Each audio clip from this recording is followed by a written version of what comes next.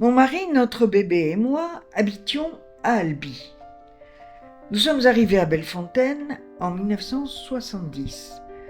On cherchait à louer un appartement moderne, pas trop cher, dans un environnement calme, au vert si possible, avec toutes les commodités. L'agence immobilière nous conseille Bellefontaine.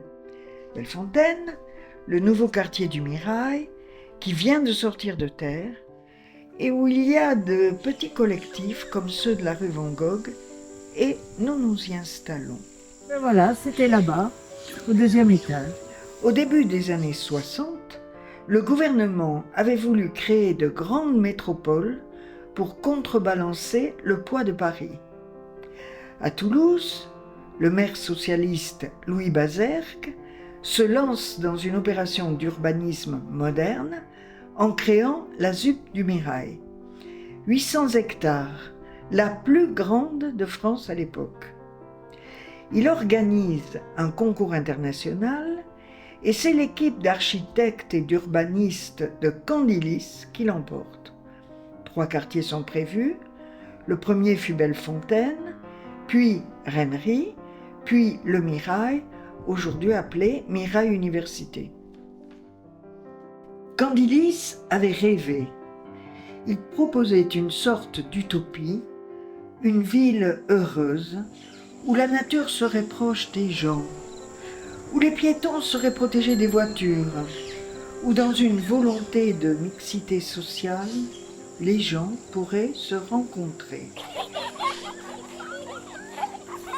Candilis souhaitait que les gens se parlent, par exemple dans les coursives des grands immeubles, des sortes de rues-balcons tous les 5 étages, ou au sol sur des murettes pour s'asseoir, des bancs ou des sortes de petits amphithéâtres, où certains aujourd'hui s'amusent même à sauter. Ouais, allez, ça se part. Oui. Voilà. Let's go. Pour isoler les piétons des voitures, il y avait la fameuse dalle surélevée, énorme, qui traversait une grande partie de Bellefontaine. Les voitures passaient ou stationnaient en dessous, et au-dessus, nous retrouvions les commerces, une école, la poste, une bibliothèque, un dentiste, bref, tout ce qui permettait au quartier de se suffire à lui-même. Et sous la dalle, il y avait même une église, une mosquée et un café. Au début des années 80, on se rend compte que l'utopie n'a pas été réalisée. La population devient pauvre, des femmes seules pour élever des enfants, beaucoup de chômage. Et la mixité sociale, n'en parlons plus. La situation se dégrade. À la fin des années 90, la mort d'un jeune entraîne troubles, émeutes. Il fallait changer les choses. Dans le cadre d'un grand projet de ville, Bellefontaine va être recréée en grande partie dans les années 2000-2010.